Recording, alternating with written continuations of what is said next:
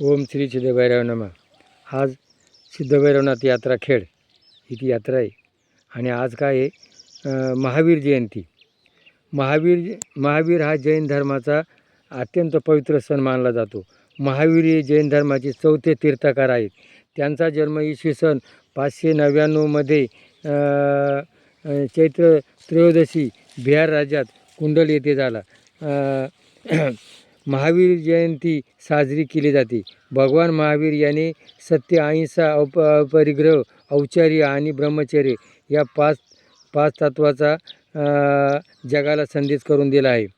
त्यांनी प्रत्येक जीवाप्रती करुणा आणि सहिष्णुतेचा संदेश दिला आहे. महावीर जयंतीच्या दिवशी जैन धर्माची पूजा अर्चा, धार्मिक प्रवचने, कार्यक्रम केले जातात. महावीराच्या मूर्तीची मिरवणूक काढली जाते. महावीराने दिलेला संदेश प्रत्येक जीवनात आजही मानवी जीवनासाठी मार्गदर्शक आहे. अहिंसा सत्तेचा संदेश पाळला तर त्याचा विचार सामाजिक शांतता आणि प्रेम, बंधुभाव यात संदेश दिला आहे. बघा, जैन धर्मामध्ये जैन साधू असतात. त्यांनी एकदा दीक्षा घेतली, सगळी कोट्यधीश संपत्ती असली तर ते संपत्तीचा त्याग करतात आणि अंगाला कपडे नाही, एकदम उघडे असतात आणि हाताच्या वंजुळीमध्ये जेवढं मिळेल तेवढं खातात आणि पायात चप्पल नाही, जीवनाचे चोचले नाही आणि सत्य आणि अहिंसा म्हणून आज जैन धर्माचे साधू उच्च मानले गेलेत आणि जैन धर्माचे लोक आज श्रीमंत आहेत का? त्यांच्या सत्य आणि शांतता. आज ते आंघोळ करत नाहीत, कारण त्या पाण्यात जीव असतात, जीव मेले जातात.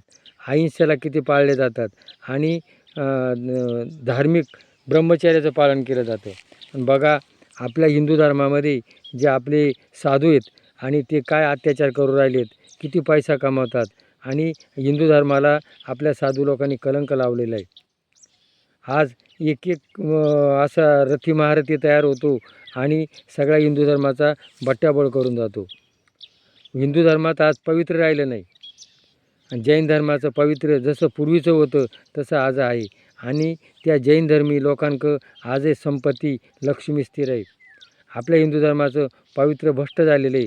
त्यामुळं आज आपल्याला कंगाली, गरिबी आणि दुःख सहन करावं लागतं. म्हणून आज प्रत्येक हिंदू धर्माच्या लोकांनी या दिवशी असा संकल्प केला पाहिजे, जसे जैन साधू वागतात, जैन लोक वागतात, तसं आपण वागलं पाहिजे. आपण भ्रष्टाचार केलेला आहे, असा एक महावीर तयार होतो याच्यासारखा आणि आजपर्यंत त्यांना शेवटी कायदा हा कोणाला सोडत नाही. रावण होता, रावणाला कोण झाला? रावण झाला, राम झाला आणि त्याचा नाश केला. तसा आज या उन्मत्त झालेल्या हिंदू धर्माच्या साधूंना कायदा काही सोडत नाही.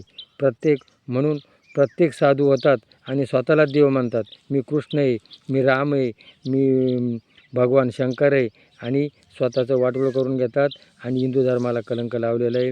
म्हणून हिंदू धर्माची कलंक धुण्याकरता जैन धर्माचा आदर्श घ्यावा. हे जर पटलं असेल तर क्लिक करा. जय भैरवनाथ.